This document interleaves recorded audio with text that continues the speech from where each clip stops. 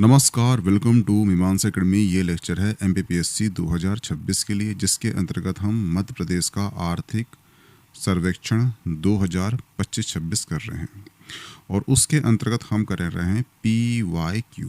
ठीक है, यानी कि 1990 से लेकर 2025 तक जितने भी क्वेश्चन आपके इकोनॉमी में आते हैं, ठीक है, आ चुके हैं, अगर उनका संबंध आर्थिक सर्वेक्षण से है तो उन क्वेश्चन को यहाँ पे लिया गया है। यानी हम कर रहे हैं इसके अकॉर्डिंग PYQ के अकॉर्डिंग हम क्वेश्चन हल कर रहे हैं। ठीक है, इससे क्या होगा, दो चीज़ होगी। एक तो आपका आर्थिक सर्वेक्षण पढ़ना कैसे, ये आपको समझ में जाएगा। दूसरी चीज़, जो आर्थिक सर्वेक्षण का जो करंट का टॉपिक है ये भी आपका हल हो जाएगा। ठीक है, तो चलिए शुरू करते हैं। क्वेश्चन कहता है कि मध्य प्रदेश में प्रत्यक्ष विदेशी निवेश यानी कि FDI के संदर्भ में निम्नलिखित कथनों पर विचार कीजिए।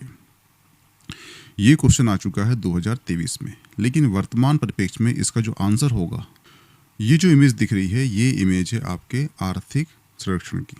ठीक है, इसमें बोला गया है कि जनवरी से सितंबर 2025 की अवधि के दौरान राज्य में कुल 327.34 करोड़ रुपए का प्रत्यक्ष विदेशी निवेश FDI फ्लो दर्ज किया गया है।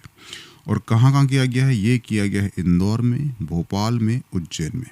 ठीक है, तो इसका आंसर क्या होगा वर्तमान, ये हो जाएगा 327.34 करोड़। ये जो इमेज दिख रही है यहाँ पर लिखा है आपका राजकोषीय उत्तरदायित्व और बजटीय प्रबंधन अधिनियम 2003। ठीक है, ये क्यों लाया गया था, एक्चुअली अभी आपने पढ़ा है कि मध्य प्रदेश का जो राजकोषीय घाटा है वो कितना है, वो 4.66% है। ठीक है, और ये जो एक्ट है इसका संबंध राजकोषीय नीति से है। ये क्या था, ये भारत सरकार द्वारा एक कानून है, ठीक है, जो वित्तीय अनुशासन लाने और राजकोषीय घाटे को कम करने और दीर्घकालीन व्यापक आर्थिक स्थिरता सुनिश्चित करने के लिए लागू किया गया था। इसका उद्देश्य क्या था, इसका उद्देश्य था राजस्व घाटे को समाप्त करना और राजकोषीय घाटे को सकल घरेलू उत्पाद के कितना 3% तक सीमित करना।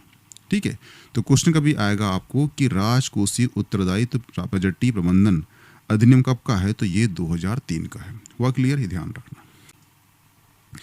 लेकिन यही क्वेश्चन आता है आपको मध्य प्रदेश के परिप्रेक्ष्य में।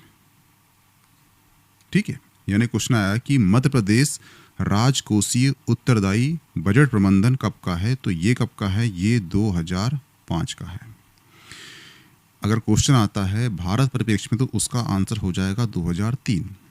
लेकिन यही क्वेश्चन आता है, यहाँ पे आपको लिखा रहेगा मध्य प्रदेश राजकोषीय उत्तरदायी बजटीय प्रबंधन अधिनियम कब का है, तो वो 2005 का है। MP परिप्रेक्ष्य में आता है तो उसका आंसर क्या होगा, 2005 होगा। भारत किस में आता है तो उसका आंसर 2003 होगा। हुआ क्लियर, यानी कि मध्य प्रदेश ने भी ऐसा ही एक्ट पास किया है जिसके अंतर्गत राजकोषीय नीति को, राजकोषीय घाटे को कम करना है। उसके लिए उसने बिल पास करी, कब करी, 2005 का एक्ट ला दी। हुआ क्लियर, तो ये ध्यान रखना। ठीक है, और इस एक्ट के अंतर्गत जो मध्य प्रदेश है वहाँ पर जो राजकोषीय घाटा है उसको करना है 3 से लेकर 3.5% तक लाना है, किसके, GDP के। हुआ क्लियर, और यहाँ पे कितना है, तो यहाँ पे 3% है। ये नहीं पूछेगा, आपसे पूछेगा ओनली एक्ट कब का है। अगर क्वेश्चन करता है मध्य प्रदेश के परिप्रेक्ष्य में तो उसका आंसर होगा 2005। अगर क्वेश्चन करता है भारत के परिप्रेक्ष्य में तो उसका आंसर होगा 2003। ये घाटी प्रवृत्ति दिखा रहा है आपको यहाँ पर। ठीक है, 2020-18 से लेकर 2025-26 तक क्वेश्चन आपको आया कि घाटा जो है, जो राजकोषीय घाटा है सर्वाधिक कब हुआ था, तो ये 2020-21 में हुआ था। क्यों हुआ था, क्योंकि इसमें आया था कोविड की लहर आई थी, आपको जानते हो ना, 20-21। ठीक है, तो उसमें जो है कोविड के कारण जो है राजकोषीय घाटा अधिक बढ़ गया था, बाकी डिक्लाइन चला है। क्वेश्चन आपको इतना सा आया है कि सर्वाधिक घाटा का हुआ था, तो ये हुआ था 2020-21 में। ध्यान रखना, जो लेक्चर पहला हुआ है उसमें हमने इसमें अच्छे से डिस्कस कर चुके हैं, कोई दिक्कत नहीं। ठीक है, नेक्स्ट क्वेश्चन है 2023-24 की तुलना में 2024-25 में मध्य प्रदेश के किस कृषि उत्पाद के प्रतिशत में गिरावट दर्ज नहीं की गई है। क्या बोला यहाँ पर, नहीं की गई है। ठीक है, तो यहाँ पे आपको दिख रहा है खाद्यान्न उत्पादन, दलहन, तिलहन, ठीक है, वाणिज्य फसल उत्पादन। ये दिया गया है आपका कृषि की इमेज, और ये इमेज किसकी है? वो है मध्य प्रदेश के आर्थिक सर्वेक्षण की। यहाँ बोला गया है 2024-25 में कुल फसल उत्पादन में क्या हुई है? बढ़ोतरी हुई है 7.6% की। उसके साथ बोला है उसने कि जो खाद्यान्न फसल होती है, ठीक है, उसमें वृद्धि प्रमुख योगदान है, यानी जो खाद्यान्न फसल है उसमें वृद्धि दर्ज की गई है। दूसरी चीज, दलहन में 21.90% और तिलहन में 5.727% की गिरावट दर्ज की गई, यानी कि तिलहन और तिलहन का क्या हुआ है? ये उत्पादन गिरा है। इसका हुआ क्लियर? ये ध्यान रखना, ठीक है। वाणिज्य फसल गन्ने के उत्पादन में 19.5% की कमी आई है, और जबकि कपास जो है, जो क्या है, एक वाणिज्य फसल है, इसमें भी 3.78% की गिरावट आई, यानी कि जो वाणिज्य फसल है इसमें गिरावट आई है, ठीक है। और फसल ये छोड़ दो, ठीक है। अब यहाँ पे क्वेश्चन क्या दिया गया था? यहाँ बोला है गिरावट नहीं आई है, ठीक है। खाद्यान्न उत्पादन में बढ़ोतरी की गई है, ठीक है, दलहन में, तिलहन में और वाणिज्य फसल में। अगर आप देखो यहाँ पर, ठीक है, दलहन क्या हुआ है? यहाँ पर दलहन तिलहन में गिरावट आई है, वाणिज्य फसल में गिरावट आई है, तो ये सही है, गिरावट आई है, गिरावट आई है, ठीक है, और ये गिरावट आई है। लेकिन इसने पूछा है किसमें गिरावट नहीं आई है?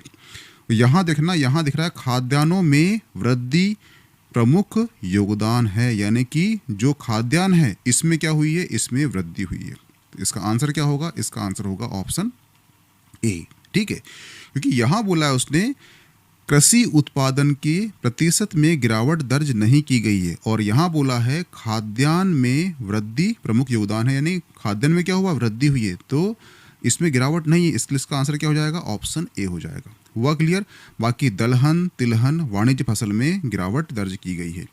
इस तरह क्वेश्चन आएंगे तो उसको हल करने की क्षमता आप में विकसित हो चुकी होगी। हुआ क्लियर? तो ध्यान रखना, मध्य प्रदेश पीएससी जो है इस प्रकार के क्वेश्चन करता है। हुआ क्लियर? इसका आंसर आपको यहाँ से मिल चुका होगा, ठीक है। और इस पीपीटी को, इतनी पीपीटी यहाँ पे ऐड है, इनको ध्यान से पढ़ लेना। मैंने यहाँ पर सारे जो फैक्ट हैं उसको अंडरलाइन कर दिया है, ठीक है। आपको पढ़ने में टाइम कम लगेगा। जब भी एग्जाम होती है उसके 1-2 दिन पहले से एक बार रिवाइज कर लेना, ठीक है। जैसे ही आप देखना प्रमुख खाद्यान्न फसलों का उत्पादन, इसमें बोला है कि जो गेहूँ का उत्पादन है इसमें वृद्धि हुई है, ठीक है। जो कुल खाद्यान्न उत्पादन में वृद्धि हुई है, ठीक है, यानी सब में वृद्धि हुई है। खाद्यान्न फसलों में क्या हुई है? वृद्धि हुई है, ये बता रहा है, ठीक है।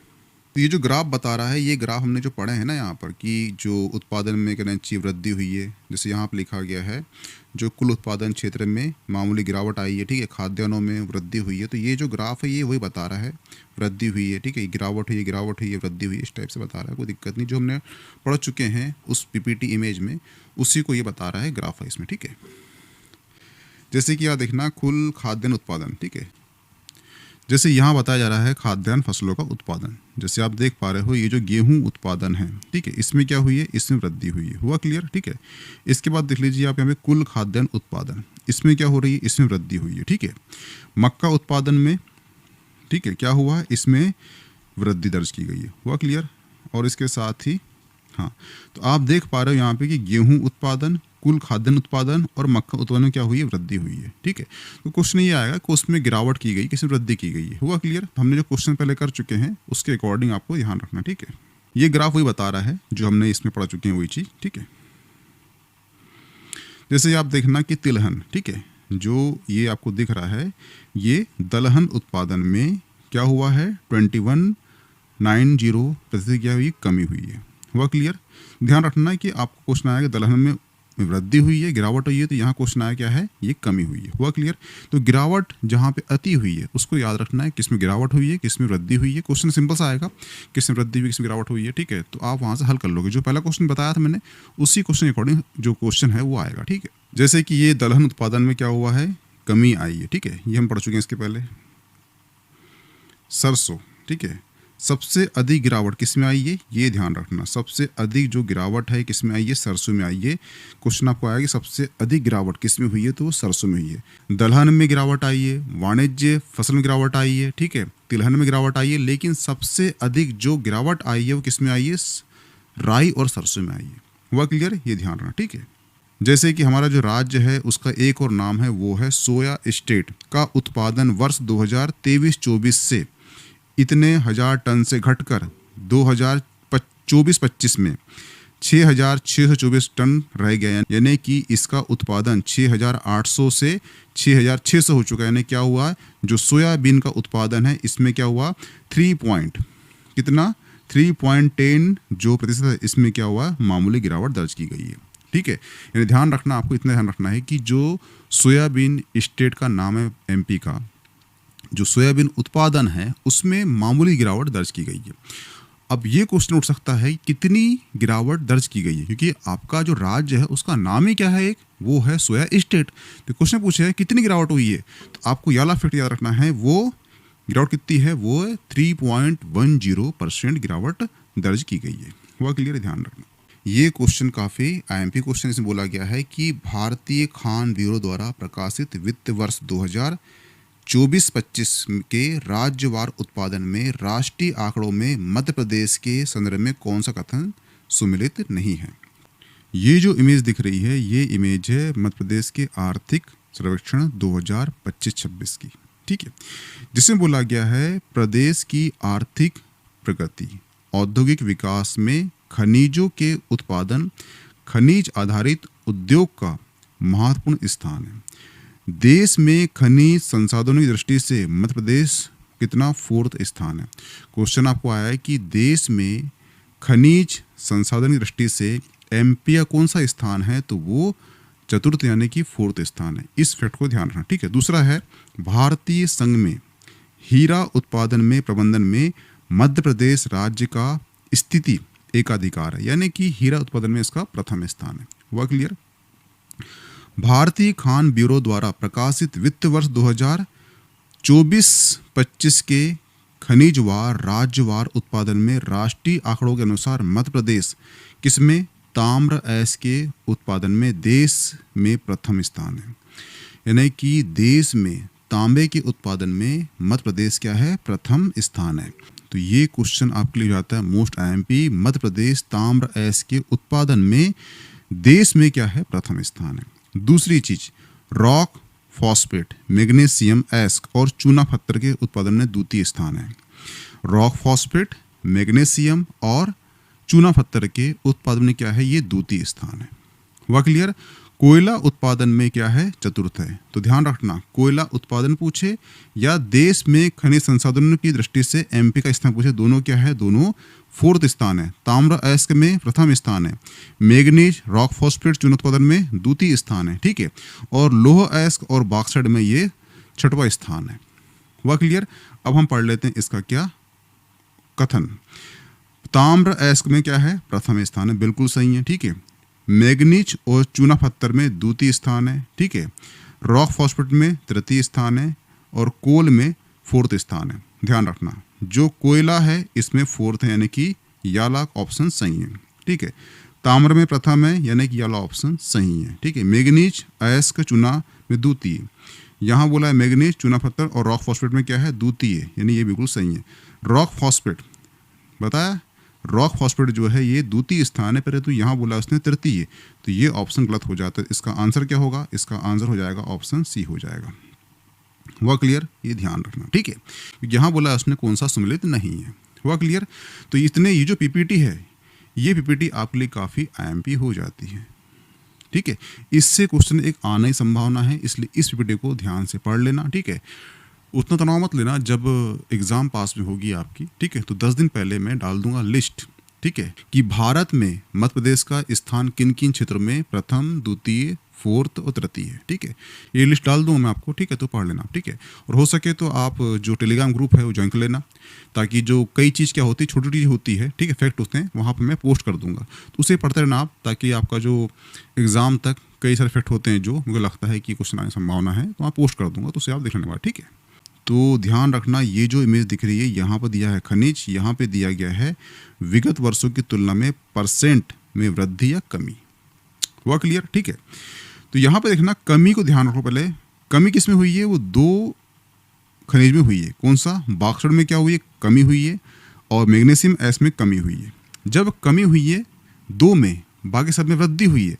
तो दोनों को याद रखना है कि बॉक्साइट और मैग्नीशियम जो अयस्क है इसमें कमी हुई है। ठीक है, अब ये ध्यान रखना है कि सर्वाधिक वृद्धि किसमें हुई है, तो वो हुई है हीरा में। आप देख पा रहे हो ये है 1539.32%। ये वृद्धि इतनी क्यों दिखा रहा है? एक्चुअली हीरा जो है कैरेट में मापा जाता है, इसलिए इसकी वृद्धि इतनी ही है। ठीक है, तो कभी क्वेश्चन आया तो घबराना मत कि इतनी वृद्धि कैसे हो सकती है, क्योंकि हीरा जो है ये कैरेट में नापा जाता है, इसलिए इसकी वृद्धि आपको दिख रही है कितनी, 1539.32। ठीक है, तो इसे आप मोस्ट IMP लगा लेना, इसे किसे, हीरा को। ठीक है, और बॉक्साइट और मैग्नीशियम में क्या हुई, कमी हुई है। ठीक है, तो ध्यान रखना, सिर्फ दो याद रखना है आपको, बॉक्साइट मैग्नीशियम में कमी हुई है, बाकी सब में वृद्धि हुई है। और सर्वाधिक वृद्धि पूछता है आपसे तो वो है आपका हीरा, कितना, 1539.32। ये डाटा को आपको याद होना चाहिए। वह क्लियर, क्योंकि इतनी वृद्धि हुई है तो ये क्वेश्चन कर सकता है वहां से। ठीक है, जैसे यहाँ पे लिखा गया है, प्रदेश में वित्तीय वर्ष 2024-25 में वर्ष 2023-24 की तुलना में महत्वपूर्ण खनिज जैसे कोयला, ताम्र अयस्क, लोह अयस्क, हीरा, चूना, रॉक फॉस्फेट में क्या हुई है, वृद्धि हुई है। यहाँ पर कहीं भी आपको बॉक्साइट और मैग्नीशियम नहीं दिख रहा है कि इसमें क्या हुई है, इसमें कमी हुई है, इसलिए यहाँ पे बोला गया है इसमें वृद्धि हुई है। तो ध्यान रखना, ये वृद्धि को दर्शा रहा है, इसलिए वृद्धि वाले पॉइंट को आपको ध्यान रखना है। इतने याद करना मुश्किल है, इसलिए दो ध्यान रखना कि बॉक्साइट और मैग्नीशियम अयस्क में कमी हुई है। जो बाकी बचे वो कोयला हो, ताम्र अयस्क हो, लोहा अयस्क हो, चूना हो, पत्थर हो, रॉक फॉस्फेट हो, इसमें क्या हुई, वृद्धि हुई है। वह क्लियर।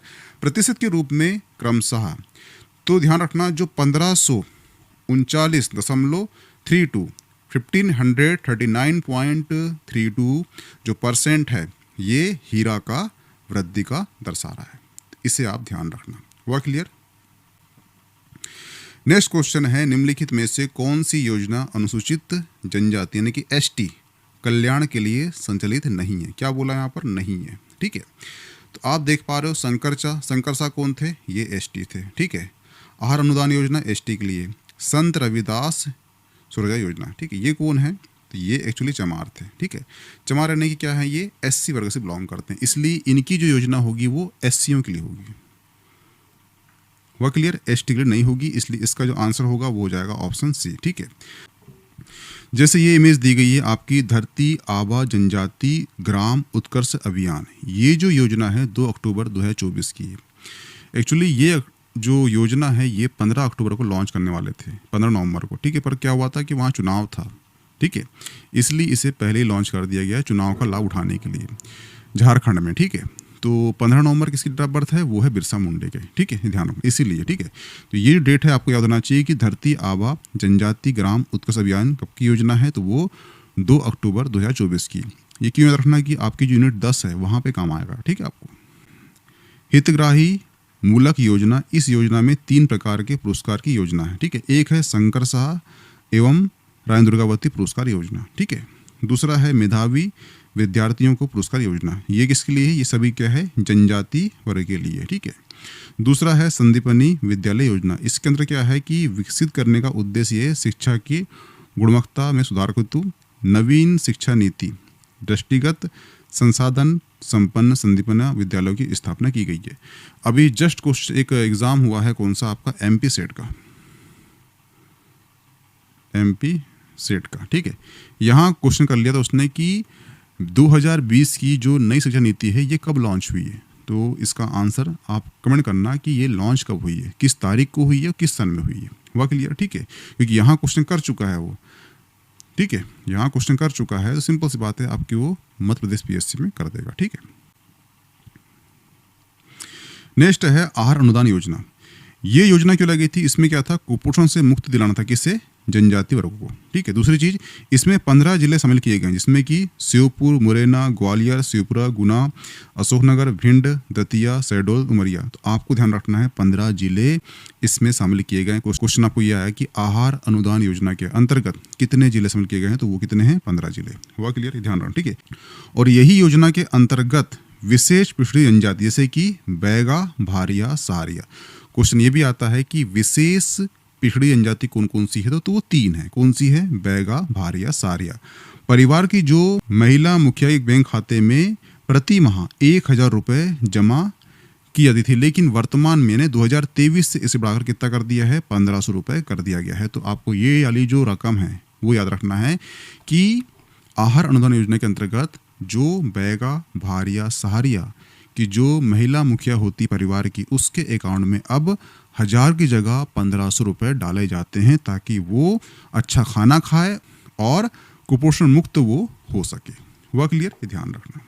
सिकल सेल एनीमिया, ठीक है, 2017-18 में भारत सरकार जनजातीय कार्य मंत्रालय की नई दिल्ली द्वारा, ठीक है, 3 वर्षीय कार्य योजना थी, जिसमें आयुष विभाग के अधीन शासकीय होम्योपैथी विद्यालय भोपाल के माध्यम से छिंदवाड़ा, डिंडोरी, मंडला, शहडोल के विशेष पिछड़ी जनजाति के हितग्राही हेतु किरण की गई थी। वह क्लियर, तो ये ध्यान रखना, ठीक है, कि सिकल सेल एनीमिया किसके लिए है, तो वो विशेष पिछड़ी जनजाति जो है, जिसमें जिले कौन कौन से हैं, वो है छिंदवाड़ा, डिंडोरी, मंडला, शहडोल, ठीक है। वहाँ की जनजाति कौन सी थी, वहाँ सारिया, भारिया, बैगा जो है उनके लिए थी, ठीक है, ये ध्यान रखना, ताकि जो सिकल सेल एनीमिया है उनको वो उससे उनको मुक्ति मिले, ठीक है। ये जो आपको दिख रहा है यहाँ पे, ये है नागरिक सेवा, ठीक है। इसमें बोला गया है कि मध्य प्रदेश देश का प्रथम राज्य है। जहाँ प्रथम है आपको याद रखना है कि एमपी प्रथम राज्य है जहाँ वो नागरिकों को अधिसूचना लोक सेवाओं के प्रदान की विधिक गारंटी प्रदान करता है। क्वेश्चन आपको आया कि देश में ऐसा कौन सा राज्य है जो अपने नागरिक को विधिक गारंटी प्रदान करता है, तो कौन सा राज्य है, वो है मध्य प्रदेश राज्य। वह क्लियर, ठीक है। क्वेश्चन यहाँ से उठा है कि जो मध्य प्रदेश लोक सेवा प्रदान की गारंटी अधिनियम कब का है, तो ये है 25 सितंबर 2010 का है। वह क्लियर, ये ध्यान रखना, ठीक है। नेक्स्ट क्वेश्चन है कि IIT गांधीनगर के सहयोग से MPCST द्वारा मध्य प्रदेश में कहाँ सेंटर फॉर क्रिएटिव लर्निंग स्थापित की जा रही है, ठीक है। तो ये इमेज दिख रही है आपको किसकी, मध्य प्रदेश आर्थिक सर्वेक्षण की। इसमें दिया गया है मध्य प्रदेश विज्ञान प्रौद्योगिकी परिषद आम जन में वैज्ञानिक अन्वेषण, नवाचार, वैज्ञानिक दृष्टिकोण की बढ़ावा देने हेतु सक्रिय रूप से IIT गांधीनगर के सहयोग से MPCST द्वारा भोपाल में सेंटर फॉर क्रिएटिव लर्निंग यानी कि CCL की स्थापना की जा रही है। तो इसका आंसर क्या होगा, इसका आंसर हो जाएगा ऑप्शन ए। वह क्लियर, ये ध्यान रखना, ठीक है। ये क्वेश्चन है निम्नलिखित में से कौन सा राष्ट्रीय राजमार्ग मध्य प्रदेश से गुजरता है, ठीक है। तो ये आपके राष्ट्रीय मार्ग दिए गए हैं। एक बार क्वेश्चन आ चुका है इस प्रकार, सेम 2019 या 20 में आ चुका है, ठीक है। और ये इमेज है आपकी मध्य प्रदेश के आर्थिक सर्वेक्षण की, ठीक है। तो यहाँ पर जितने भी आपके दिख रहे हैं NH, वो आपको याद होना, जैसे कि NH40, जैसे कि यहाँ देखना आपकी NH46 से गुजरता है MP से, NH3, NH44, NH12, NH7, ठीक है। ये इतने गुजरते हैं, तो आपको ध्यान होना चाहिए कि इतने जो नेशनल हाईवे हैं ये MP से गुजरते हैं। हुआ क्लियर। नेक्स्ट क्वेश्चन है मध्य प्रदेश में प्राकृतिक खेती को बढ़ावा देने के लिए मध्य प्रदेश प्राकृतिक कृषि विकास बोर्ड का गठन कब किया गया था। तो ये इमेज है आपके किसकी, आर्थिक शोषण की। इसमें बोला गया है national mission of natural farming Madhya Pradesh शासन किसान कल्याण किसान विभाग द्वारा, ठीक है, 2022 दिनांक 2022 को राज्य के प्राकृतिक कृषि के प्रसार एवं किसानों का प्रोत्साहन प्रदान करने के लिए उद्देश्य से मध्य प्रदेश प्राकृतिक कृषि विकास बोर्ड का गठन किया गया है, ठीक है। कब किया गया है, ये 2022 में किया गया है। इसका आंसर क्या हो जाएगा, ऑप्शन बी हो जाएगा। हुआ क्लियर। एक क्वेश्चन आ चुका है आपका 2023, 24 या 25 में आ चुका है, ठीक है। तो क्वेश्चन क्या था, वो था आपका जो प्याज टमाटर संबंधी क्वेश्चन था कि इसका उत्पादन कितना होगा, ठीक है। तो ध्यान रखना, देखना यहाँ पे दिया गया है आपका ओनियन, यहाँ पे दिया गया पोटैटो, यहाँ दिया गया टमाटर, ठीक है, टमाटो। तो जो ओनियन है उसका जो क्या प्रोडक्टिविटी जो है ये है 24.92% और जो टमाटो है उसका कितना परसेंट है, वो है 28.26%। ध्यान रखना, यहाँ पे आपको दिख रही है संख्या बड़ी, यहाँ पे आपको संख्या दिख रही है छोटी दिख रही है, ठीक है।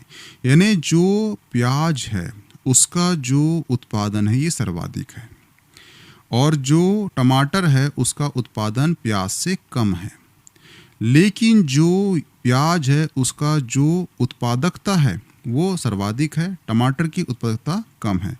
तो क्वेश्चन ध्यान से पढ़ना, अगर वहाँ लिखा है आपका प्रोडक्शन तो उसमें टॉप पे होगा प्याज, लेकिन वहाँ पे क्वेश्चन लिखा है आपका प्रोडक्टिविटी, लेकिन वहाँ पे आपको लिखा है उत्पादकता किसकी है, तो वो है टमाटर की। ये क्या होता है समझेंगे इसके आगे, ठीक है। तो ध्यान रखना, अगर उत्पादकता आता है तो उसका आंसर होगा टमाटर, लेकिन क्वेश्चन आता है कि उत्पादन आता है तो उसका आंसर होगा आपका क्या, प्याज। हुआ क्लियर? अब ये क्या होता है समझते हैं इसके आगे। जैसे कि यहाँ पर भी सेम चीज़ हो गई है, जो गार्लिक है उसका उत्पादन सर्वाधिक है और जो टर्मरिक है इसका उत्पादन गार्लिक से कम है, लेकिन यहाँ क्वेश्चन करता है कि सर्वाधिक उत्पादकता किसकी है, तो वो है टर्मरिक की 18.14%। वहीं पर जो गार्लिक है वो टर्मरिक से कम हो जाती है उसकी उत्पादकता। अब हम समझते हैं कि उत्पादन और उत्पादकता क्या होती है, ठीक है। क्वेश्चन आपको आता है कि उत्पादन किसका है, तो वो गार्लिक का है सर्वाधिक, लेकिन क्वेश्चन आपको आएगा उत्पादकता किसकी है, तो वो है टर्मरिक की, ठीक है। तो यहाँ पे हम समझते हैं कि उत्पादन और उत्पादकता में अंतर क्या है। तो किसान है, दो हैं, किसान ए किसान बी है। किसान ए के पास भी 1 हेक्टेयर भूमि है, किसान बी के पास भी 1 हेक्टेयर भूमि है, लेकिन दोनों के उत्पादन में अंतर है। 1 हेक्टेयर में किसान उगाता है 10 कुंटल धान उगाता है, किसान बी जो है 1 हेक्टेयर में ही 100 कुंटल धान उगाता है। तो ये क्या कर रहा है, इन दोनों में क्या हो रहा है, 10 कुंटल ये हो गया उसका उत्पादन, लेकिन जो 1 हेक्टेयर में 100 कुंटल उगा रहा है ये हो गया उसका उत्पादकता। हुआ क्लियर? यानी कि बहुत ही कम संसाधन में आप उत्पादन अधिक कर लेते हो तो उसे कहते हैं उत्पादकता, यानी कि इफिशियंसी आपकी अच्छी है। संसाधन कम है और उत्पादन ज़्यादा है तो वो हो जाएगा आपका उत्पादकता। तो यहाँ पे इसलिए बोला है कि जो गार्लिक है, ठीक है, इसका जो है उत्पादन बहुत है परंतु इसके पास क्षेत्र भी अधिक है, इसीलिए इसका जो उत्पादकता है ये कम हो जाती है। उसी प्रकार से जो टर्मरिक है इसका जो क्षेत्र है उसके अकॉर्डिंग जो उत्पादन है ये सर्वाधिक है, इसलिए इसका जो उत्पादकता है ये सर्वाधिक हो चुकी है। इसलिए ध्यान रखना, वहाँ क्वेश्चन क्या किया है, ध्यान रखना उत्पादकता पूछा है कि उत्पादन पूछा है। तो ध्यान रखना, अगर इसमें कन्फ्यूजन हो रहा होगा आपका तो ध्यान रखना कि जो गवर्नमेंट है वो क्वेश्चन करेगी आपसे जो उसमें उसने टॉप की है। तो यहाँ पर ध्यान रखना सर्वाधिक उत्पादकता किसकी है, वो टर्मरिक की, तो यहाँ पे क्वेश्चन करेगा टर्मरिक, ठीक है। यहाँ पे क्वेश्चन करेगा वो, यहाँ पे क्वेश्चन करेगा वो टमेटो, यानी कि इसकी जो उत्पादकता है अधिक है। तो जहाँ पर आपको अगर आपको दोनों डाटा याद नहीं हो पा रहा है तो इसे लिख लेना, ठीक है। उत्पादन पूछेगा आपसे तो उसका आंसर होगा प्याज। अगर आपसे पूछ रहा है उत्पादकता, पूछ रहा है उत्पादकता, तो उसका आंसर हो जाएगा टमाटर। हुआ क्लियर? वही सेम चीज यहाँ पर ध्यान रखना कि अगर क्वेश्चन करता है आपसे गार्लिक का क्या है तो ये उत्पादन में सर्वाधिक है, लेकिन जो टर्मरिक है इसका क्या है, ये सर्वाधिक इसमें है, वो उत्पादकता में है, ठीक है।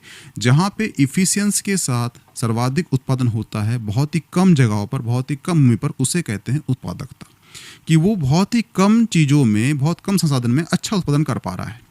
यानी उसके पास भूमि कम है लेकिन उसके फसल ज़्यादा हो रही है। हुआ क्लियर? ये कहलाती है उत्पादकता। जैसे ध्यान रखना कि यहाँ पर फ्लावर का नाम दिया गया है, ये है मेरी गोल्ड। मेरी गोल्ड का जो उत्पादकता है ये सर्वाधिक है।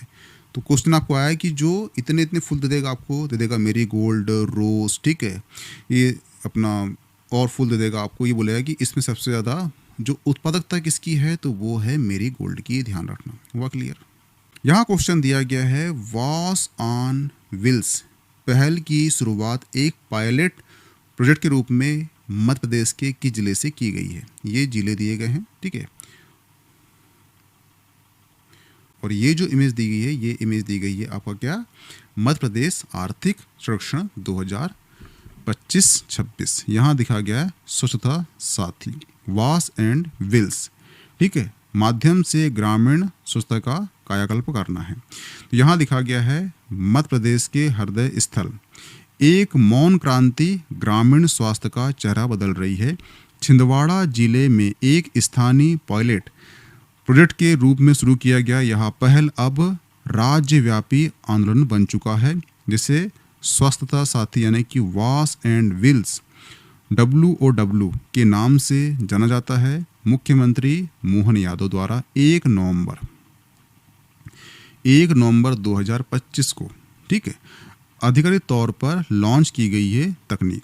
जिसके अंतर्गत स्वच्छ भारत मिशन फेज 2 के तहत ग्रामीण स्वच्छता रखरखाव की महत्वपूर्ण कमी को दूर किया जाएगा। तो इसका आंसर क्या होगा? इसका आंसर हो जाएगा ऑप्शन सी। क्या हो जाएगा? छिंदवाड़ा जिला। हुआ क्लियर? ही ध्यान रखना, ठीक है। तो यहाँ पे जो है आपका जो पार्ट 4 है किसका? आर्थिक सर्वेक्षण 2025-26 का समाप्त होता है। इसके जो अकॉर्डिंग जो क्वेश्चन आ चुके हैं हमने हल कर चुके हैं, ठीक है। इसमें और क्वेश्चन निकाले जाएंगे जिसमें कि आपका जो पार्ट 5 आएगा और पार्ट 5 के बाद में जो है आपका संपूर्ण मध्य प्रदेश आर्थिक सर्वेक्षण समाप्त हो जाएगा और इससे क्वेश्चन बाहर नहीं जाएंगे। जितनी पीपीटी आपको बताया जा रहा है कि ध्यान रखना है, इसे पढ़ना है तो इसे पढ़ लेना, ठीक है। डेटा बाहर आपको नहीं जाएगा, यहाँ से आप खुद देख लेना 2026 के प्री के एग्जाम में, ठीक है। क्योंकि ये क्वेश्चन वो हैं जो आपके पीवाईक्यू में आ चुके हैं, उसके अकॉर्डिंग हल किया जा रहा है, ठीक है। तो क्वेश्चन बाहर होने के चांस बिल्कुल नहीं है। अगर हो जाता है बाहर तो किसी से बन नहीं पाएगा वो, ठीक है। मिलते हैं नेक्स्ट लेक्चर में। इसकी पीडीएफ मिल जाएगी आपको मीमांसा एकेडमी के टेलीग्राम ग्रुप में। प्लीज ज्वाइन कर लीजिए। Okay, thanks.